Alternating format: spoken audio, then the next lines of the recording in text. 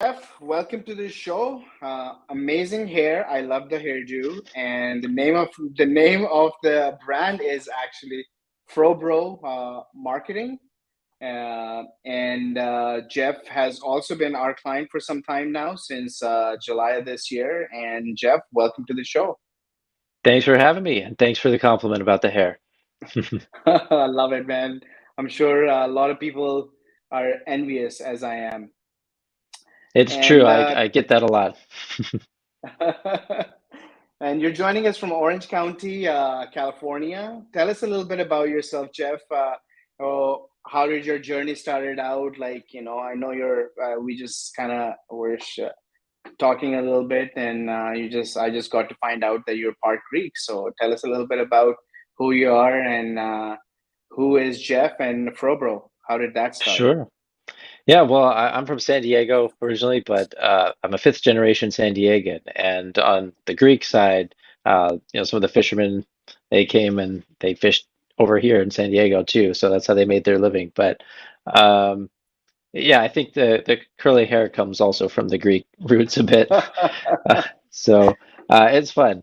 Uh, if you have ever watched My Big Fat Greek Wedding, I definitely have Yeah, a lot of those experiences and relatives like that. So it's good fun. nice, But but nice. yeah, I started entrepreneurship when I was younger.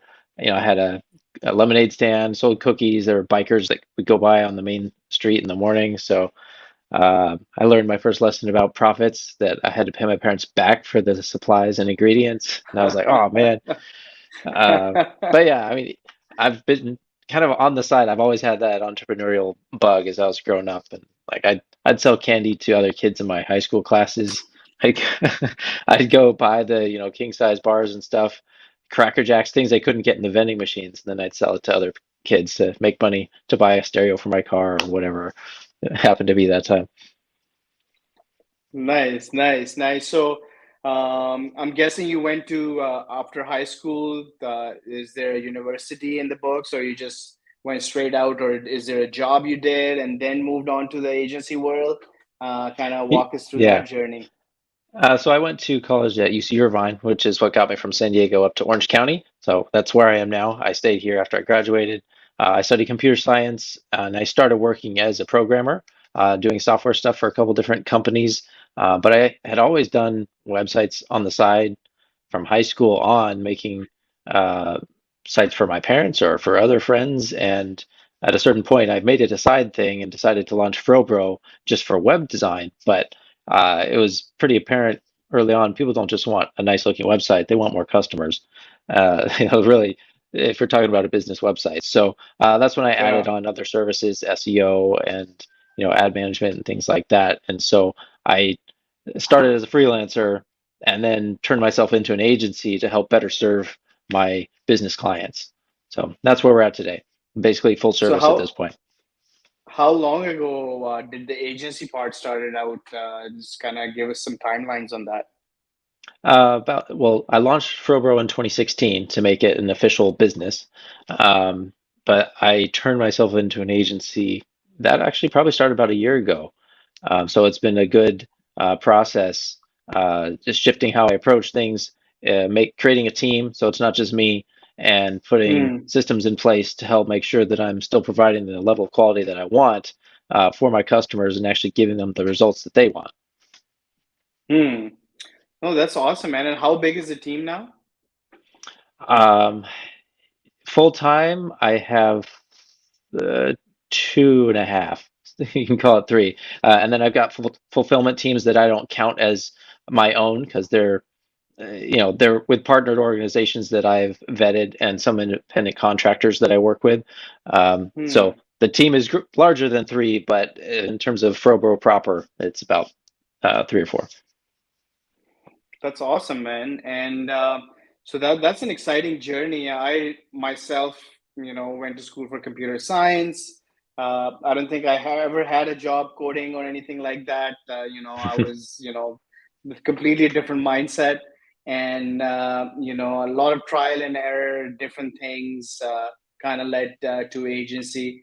And 12-year agency, and then current business, which is RepStack, working with digital marketing agencies. But And that entrepreneur bug looks like it was there from the get-go for you as well. Hmm. Were your parents entrepreneurs as well, or business owners? Yes, my dad owned his own construction company from the time I was young. And they always taught us, they tried to teach us to think in that way too. I'm sure you've heard of the cash flow board game by Hmm. Robert Kiyosaki, Rich Dad. So they would have us play that, when we were old enough to understand what was happening, to try and teach us about passive income and expenses and all that. So that helped, I think, kind of give me insight into how to approach things. Um, and yeah, so I don't know, it's kind of always been there. Awesome. So you kind of started doing the web development stuff since 2016, and since last year, you've kind of grown into a full blown digital marketing agency Mhm. with marketing services, SEO. What's your service stack look like right now, Jeff? Yeah. So when I started FroBro, it was just web design. Then I added hosting and maintenance plans. Then I added SEO, and then I decided to go full agency, and that's when I added ad management for Facebook and Google. And I also added payment processing in the last year because that comes into play when I'm building websites for businesses that need to take payments and do it in a way where we get them good rates, or in some cases pass on those fees to the customers. And then I actually am right now, I'm in the process of setting up a partnership where I'll be able to offer uh, Google Street View on demand. So there are some businesses that Google's cars don't reach because of private roads or whatever it is. Mm-hmm. So once I get this solidified, you'll be able to say, hey, we want the blue line on Google Maps so people can find us when they search. And so that's something that I think is going to be really helpful for some of the businesses in those areas. That's awesome, man. Something unique. I haven't heard anyone talk about this. So, very, very unique things. And that's, I think, you kind of need those things as an agency owner to stand out, adding that stack and a full-blown service. And so, Mhm. from what it looks like to me, you're mainly working with local businesses. Is that correct? Yes, and that is, I've always worked with local businesses, but I think when I first started switching to an agency, I kind of just trying to take over the world essentially, and Yeah. trying to reach everyone in a certain niche or something, regardless of where they are in the country. But I've recently realized that I'm kind of spreading myself thin in that way. And since my core focus has really been local business at the heart of it, I'm kind of refocusing on that and taking a new content approach on the social media channels where I'm providing specific value for local businesses. I'm going out and actually interviewing some local business owners just to get their insights on things, get them exposure, and so trying to really focus more specifically on the local businesses in the Orange County area. So yes, I'll still work with other companies, but I'm going to focus a lot more closely here.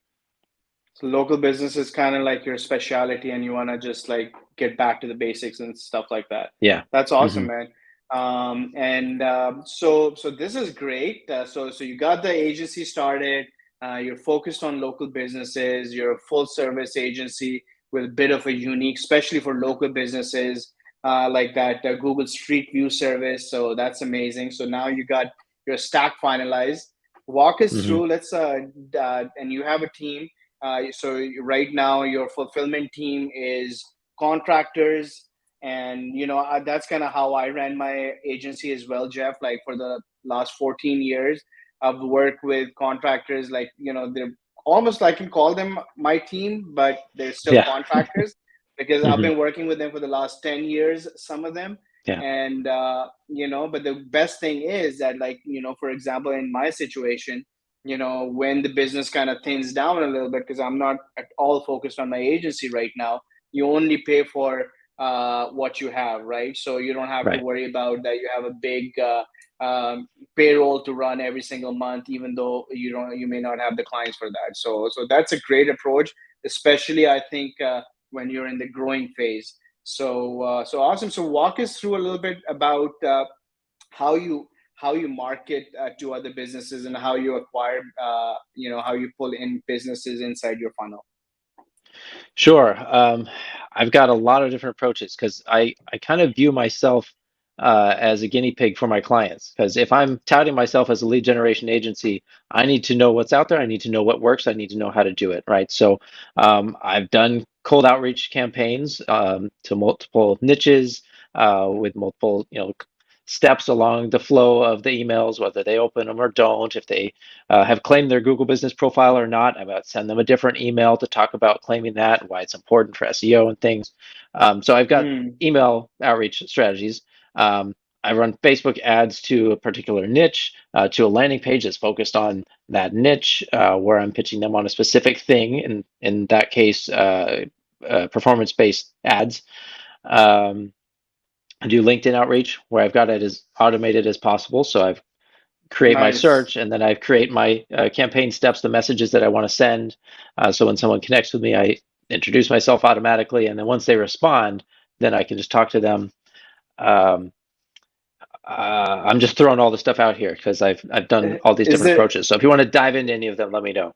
I do SEO outreach as well. So one of the people on my team, she's basically almost full time doing short video SEO audits. So I give her some direction on what to search for in Google with some keywords in the Hmm. local area. Hmm. I say find the businesses on page 2 or 3 that don't have Hmm. the keyword in their title. We go to the site. She records a video with a script that I've given her, looking at a couple technical things. We're pointing out, hey, look, we can help you with these. And so Nice. that I put them into an email sequence that says, hey, we can help you. Here's a link of some things you could do, et cetera, et cetera. So, um, yeah, I'll So a pause lot there. of I could go more if you want. So a lot of outreach seems like the fun Hmm. part about outreach is that it does require a lot of manpower, but maybe not as much. Like if you're spending on ads and things like that, right? So Hmm. do you like prefer this way of marketing? Have you tried any ads and things like that, and has that ever worked, or what's your Yeah, 2 cents on I that? mean, I run ads. I did Facebook ads for about 6 to 8 months, and they worked well at first. But there's always constant tweaking, and you have to keep up with that to make sure it stays. Uh, so it continues Yeah. working, right? Because otherwise, they change the algorithm, or I don't know, people kind of get tired of seeing things, and you kind of just have to always keep it fresh.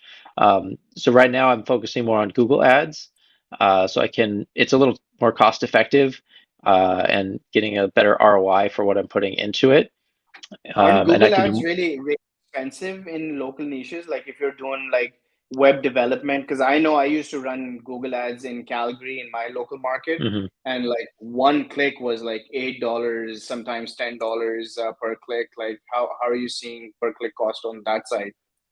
Well, that's different. For me, it was different, or sorry, cheaper than what I was doing on Facebook because over there it was double-digit costs per lead. Hmm. Hmm. Whereas now Google, even $8 would be good. I think we just started our campaigns like last week, the new ones on Google, so I haven't looked at all the numbers yet. Um, but they should be significantly cheaper than what I was getting on Facebook. Nice, but I think it looks like your main bread and butter is, this outreach campaigns, but like really sophisticated outreach campaigns, not the old school, just pick up the phone and start dialing, but there's some Yeah. method to the madness. And I've done some text message outreach as well, just to try that out. A lot of people don't like getting marketed to on their cell phones, so you have to Hmm. make sure you have a good list and you're getting the right people, but Hmm. also that you're wording things well, so you're not just annoying people. So that can be tricky to get right. So Another thing I've how tried are you is, getting? go ahead. Yeah, go ahead, Jeff. No, no, ask the question. How are you getting these lists? Because I know list is everything in a marketing campaign. So how are you getting your hands on these lists? So, there's different types of leads, right? So there's the ones you can get from Google, publicly available information. That would be something like D7 Lead Finder, right? But you're not going to get Hmm. individual contact information. That'll be businesses, right? Um, Hmm. so that can be fine for SEO outreach in most cases, or even generic industry outreach. For a text message campaign, you obviously need to know that you have a cell phone number, not a landline. So you Yeah. need to go to places like telephonelist.biz, and there's others where you can buy cell phone lists. And Mm, uh, the tricky thing there is, yes, you'll get a list of numbers. They say they keep it as up to date as they can, but you still need to mm, scrub it to make sure those numbers are not on the do not call registry, so you stay mm. compliant. And you need to also um, uh, scrub it to make sure these are mobile numbers, because sometimes they're not, right? Or they're old. And so you might have downloaded a list of 3,000 numbers, but after you've scrubbed it, maybe you only got uh, 2,000 or 1,500, whatever it is. And So so, how do you scrub them? That scrub is a really cool word. It sounds like there's a uh, mechanism for that. You throw them in a washer and a clean list comes out. But maybe yeah, walk us through basically. that process a little bit. Yeah, there's other tools out there that will do this for you. A lot of services where you have to pay for it. Some of them are better than others. And the benefit of really what you're doing is cross-referencing multiple lists, essentially, to try and get the cleanest, most up-to-date information that you possibly can. So you always need to make sure your DNC registry data is accurate, right? And because if you're getting a list from a company that sells leads, they may have only updated it monthly or something. And so in that past month, you have more people that registered themselves. So that's why you need to cross-reference it Mm, with the latest registry. mm, Um, and the best way to get accurate numbers is using a site that sources those numbers from places that are already kept up to date. So, like credit report bureaus, like TransUnion and Equifax and all that. That's a source of information for these companies because they kind of have to keep it up to date, or at least as best as they can. There's others that pull mm. from, yellow pages or various directories and things, but those might not be as accurate. So yeah, the phone marketing is tricky. And like I said, I've tested it, but I don't do a lot of it just because it can get expensive and it takes a lot of effort to get it right. Mm. And are you using a CRM behind the scenes to kind of do these automations? And you're talking about the SMS, and you're talking about these automated Yeah. emails and things like that. What Yeah, CRM are you using? I'm using high level. Previously, I had all the different tools. I had Pipedrive and Acuity Hmm. Scheduler, and then I had ClickFunnels, and something different, a different platform for everything, and it was all tied with Zapier triggers together. But I like high level because it's all in one place. It's way cheaper than paying Yeah. for all these things separately, and it's more consolidated, so I can keep it, working well together because it's all one platform. Yeah, it's not the easiest tool to use for a layman, but I think for, Right. agency owners, it's the perfect tool. And we're huge fans of high levels. I think about 70-75% of our clients are using high level. And Hmm. high level is actually having a summit right now, and my brother Athar is actually attending that summit. So Nice. we have a lot of friends over there. So I kind of missed it, but next time. I hear there's lots going on there. So that's awesome. So Yeah. that's your kind of marketing, which is amazing. You're really focused on the lists. You're focused on your local market and local niches, and then you're not cold calling or anything, but you're sophistic. So you're very sophisticated when you're reaching out to these niches. You have your marketing associate kind of do these videos, which is amazing. I think that's a great idea. If those videos are put together really well, and they can just walk through a local business that, hey, you're here, you're on page two. How about we get you to page one? And I've seen, Hmm. local businesses turn around like in months once they get that top three or top five spot on the first page of Google. So, easiest way of, that's what you're calling SEO outreach, right? Yeah. Amazing, amazing. So that's amazing marketing strategy. I think there's some great nuggets there, Jeff, in terms of marketing. Let's move on to the sales process. Now you have these people in your funnel. People are interested. People are raising hands that, hey, I want to hear from you and things like that. What does the sales process look like, and how do you close those deals? Because like that's I would every agency owner would want to know that, like how do you close the deals? Yeah, and that can be the tricky part. And I think it's a little different depending on which channel they're coming from. So let's focus on one, for example. I've done a focus on the insurance niche for a while. And so we'll use that one. So I run ads, they come to the landing page, uh, they fill out a form and book a call. So that first sales call is basically a discovery call where we are asking questions about their business, trying to understand where they're at, what are their goals and pain points, and we do a lot of listening. Let them talk a lot so we can understand where they're at. And then in some cases, if they're already running ads, we can offer to do an audit of their ad accounts. And Hmm. if not, we just take the information back to our team and put together a plan for them. We schedule a second call, and on that second call, that's when we pitch them essentially. Because at this point, they should kind of already uh, be on board with kind of what we do, and they know we understand what they want. And so we kind of re-summarize that for them at the beginning of the call and focus back on, okay, these are your goals. Here's what it's going to take to get there. And here's what we're offering to do it with you, right? Our cost and what that Hmm. looks like.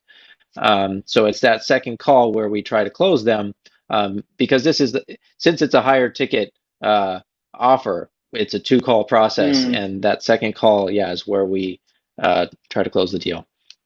That's awesome. So you have sort of a two call process where you kind of book first would be the discovery process, I guess. So let's Hmm. call it the discovery call, and you kind of find out what they're doing right now, what's working, what's not. You take everything, take it back to the team, and then you kind of book him. Do you book the strategy call right on that discovery call, or do you kind of follow up and just Oh, book yeah. that once the strategy is ready?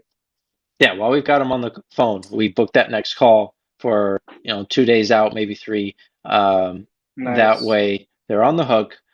We can do follow up to remind them about the email or about the meeting. But, a day or two is enough time for our team to talk about it and say, okay, we think this plan will fit well with them or this number of campaigns. We can do this approach and this is what it's going to Hmm. cost, right? And we recommend this much in ad spend to get to their goals. So that way, when we go back to them, it's not just a canned package of, okay, this is what we charge Yeah. all our clients because we're showing we understand them and where they want to go. And we put in thought about how we're going to get them there specifically. Wow, that's an amazing insight, man. So first call, you do the discovery, then 2 to 3 days out, you do the strategy session with them, and that's where you pitch them. You have everything ready, the pricing and all of that stuff, and you try to get that deal closed right on that second call. So two call Right. process, two close Yeah. process. Awesome. And Yeah. I heard then a good what's that deal analogy. size? Go Yeah, go ahead. ahead, Jeff. I was just going to say, I heard an analogy recently on TikTok. Somebody was talking about, the sales call. Uh, but really, Hmm. it's very similar to going to the doctor, right? You go to the doctor, you tell him your symptoms, he listens to you, then the doctor makes a Hmm. diagnosis, and at the end, maybe prescribes a treatment plan. So that's essentially what we're doing Nice. with a business, right? Except we've split it into two meetings in this case. So we start out by listening, understanding what's going on, what the problems are. We then diagnose and say, okay, you Hmm. need to run this ad campaign, or we need to add a retarget campaign, right? And then we pitch them on how we can do that for them, and we offer them the treatment plan. So, Awesome. And is this like an all-inclusive plan, which includes a website also, and then their ad campaigns and things like that? I'm sure, like, you're kind of going after a retainer at this point where the mhm. client is not just a one-off website, but you also have some monthly recurring revenue coming in. Well, for this niche specifically, it's just the ads and not the website, except in specific cases where it comes up in the call, we might bundle that in.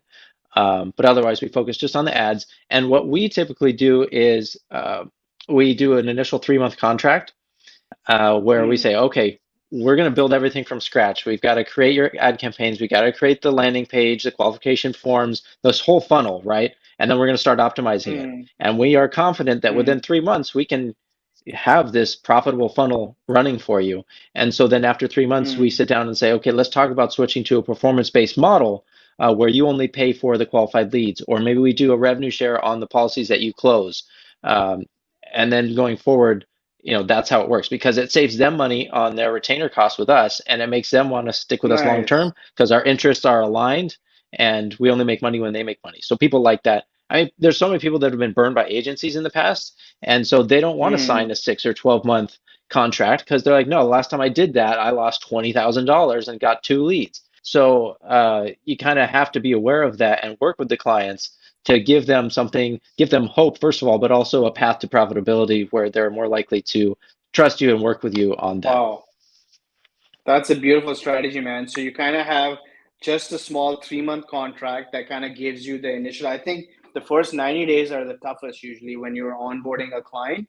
And if you can Hmm. get successfully pass through that process, I think usually they're with you, like as long as they're seeing results that you promised in the Yeah. first 90 days. So you guys get them to sign that first 90 days. That's your retention built in for the first 90 days.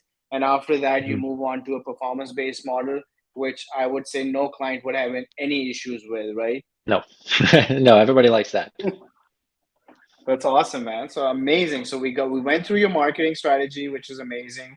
We went through your two call sales process, which is astonishing. Let's talk about how I think you kind of touched a little bit about on how you're retaining your clients.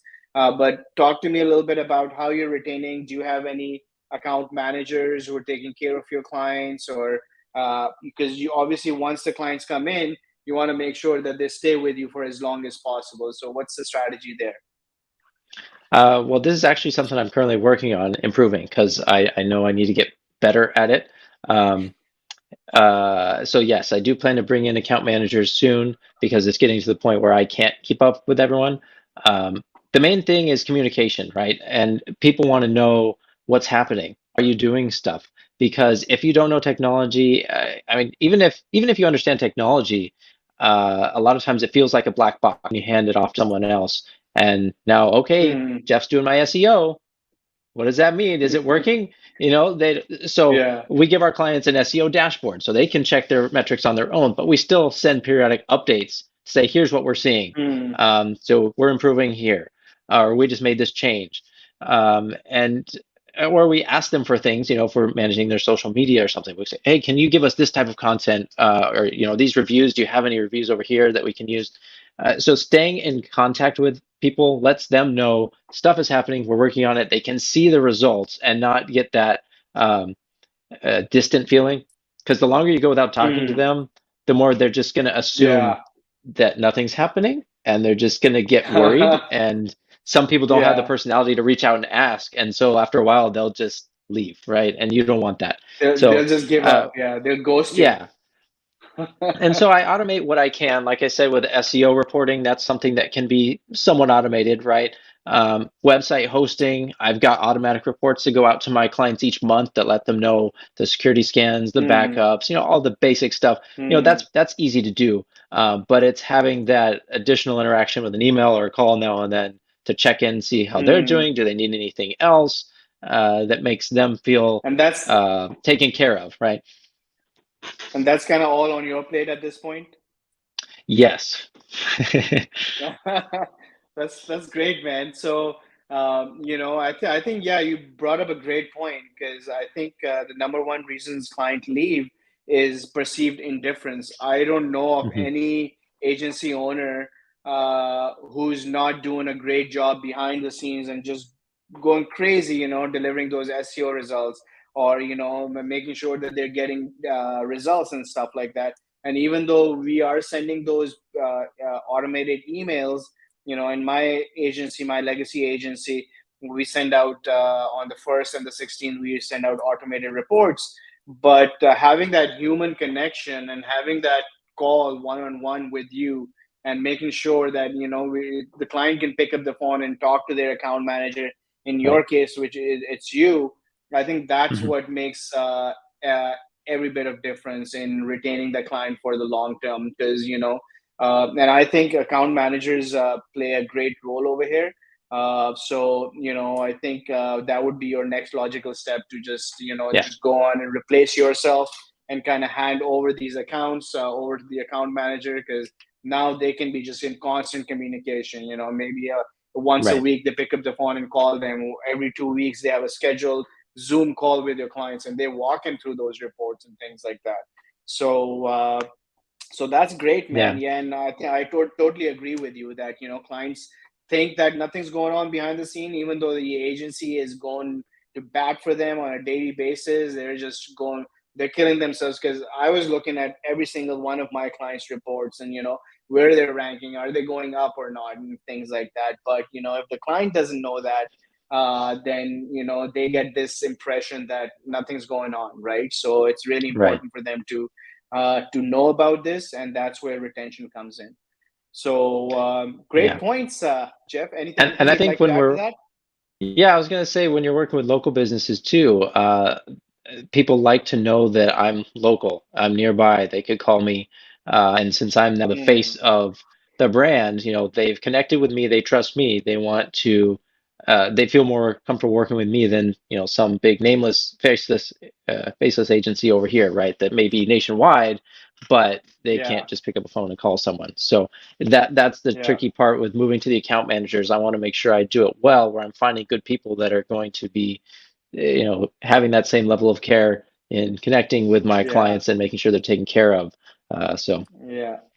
Yeah, I think yeah, and that's kind of at Repstack we do have, like, this is the biggest concern any of agency owners would have, especially when they're ready to take that step back from the account management side. It does free up mhm, a whole lot of time, but the biggest question is exactly, like, my clients, I've invested a lot in them, and I want to make sure that the same level of service goes out to each and every one of them. But usually, how I would like to answer that is that, like, as an agency owner, like, if you're doing sales, you're also responsible for running the marketing department and making sure the new deals are coming in constantly. And then right. on top of that, if you're doing uh, retention related activities or account management related activities, you just can't wear all those hats at the same time. And and then just imagine having a person, you know close, it's never going to be exactly like you, but this person is sole responsibility is retention for you 100%. They live and breathe retention on a Hmm. day-to-day basis, and they do it for your agency. So if you can find that right person who can live and breathe your value and your culture, I think it's really easy for them to kind of teach them that, hey, this is what I'm all about, this is what this agency is all about. And now you have these 10 clients or 15 clients, you are solely responsible for cradling or maintaining my retention with these particular clients. So we've seen amazing things happen with that type of approach. So and the best part is that you get to step back a little bit, right? And you get to focus on more Yeah. growth and maybe closing deals and things like that. So that's great, man. Jeff, before we end this session, any advice, any tips for anyone who's starting out their agency? What's that one thing they should be focusing on when they're first starting out? Well, it's tricky because there's so many things you have to focus on. Otherwise, the agency doesn't work. Yeah. So I think one of the things you need to think about is balancing your time, right? Understanding that yes, you need to be doing activities that bring in new customers, but you also need to fulfill for those customers. So it, depending on how you personally work, it might make sense to just do one thing at a time and okay, find a fulfillment partner, check. Now spend more time, getting clients, handing them off to the Mm, fulfillment partner. Then I can open up a new channel. So if you try to do everything all at once and say, okay, I'm going to start this channel and this channel and this channel, none of them are going to mm, do very well. So you need to give the attention to optimize them so that they start working, and then you can move on to the other one. Otherwise, you're going to be spending way too much money and not have enough mm. clients coming in. That's a great tip, man. Because I know you mentioned that you used to dabble with building out websites and stuff like that, but that's a great approach for when you're first starting out. Let the professionals handle the fulfillment side, at least when you're first starting out, so that Right. you don't Hmm. have to worry about the quality of the product that you're delivering, because that's going to be the Hmm. most important thing. Like, and if you're doing all the work, and then you're doing marketing, and then you're doing sales, and then on top of that you're responsible for retention, it's just going to be way too much. So remove yourself from the equation. Let find yourself some amazing fulfillment partners. There's lots out there. And and just focus on building the brand, and focus on kind of being the face of the company and so forth. So Yeah. this has been And amazing, Jeff. Yeah, let go me ahead. let me add one more thing. Sorry, since we're talking about it. The other thing you have to shift is how you think about what you're doing, right? Because if you're a freelancer, get a client, you do the work. You get a client, do the work, and it's usually referrals. But when you switch to becoming an agency, it's not always that Hmm. linear. And also your Yeah. profitability goes down initially because now Hmm. you are bringing in professionals to do the work. And so there's a transition that has to occur where, okay, you accept that your profit margin goes down and you have to make up for it in volume. And you just have to be okay Yeah. with that and know that's part of the process. Yeah, and But some yeah, people are that's all. okay being freelance. I think some people are okay with being freelancers, and Oh, there's some yeah. great freelancers out there. But Hmm. I don't think you can ever get to that scale of building maybe $1 million agency and buying back your time without Right. scaling. And for that, you're gonna have to find the right partners initially, and then eventually, as you grow, you probably want to build like what you're thinking about hiring an account manager and things like that. Eventually you start building out a team and you continue to step back and you be the visionary and the face of the company. Right. So those are some amazing tips, man. I think this is going to be a super duper hit. Thanks for coming on the show today, Jeff. It's been amazing. uh, any last closing thoughts, ideas you want to leave us with? I mean, I think we covered a lot of ground today, but yeah, if there's other agency owners that maybe are new and they're looking for good partners to do offer some of these services that they can't do on their own, feel free to reach out. I'm at FroBro.com, or if you go on social media at FroBroWeb, you can find me there. I'd love to help. Awesome, man. Awesome. Thanks a lot, Jeff. Thanks for doing this, man. Appreciate it. Sure thing. Thanks for having me.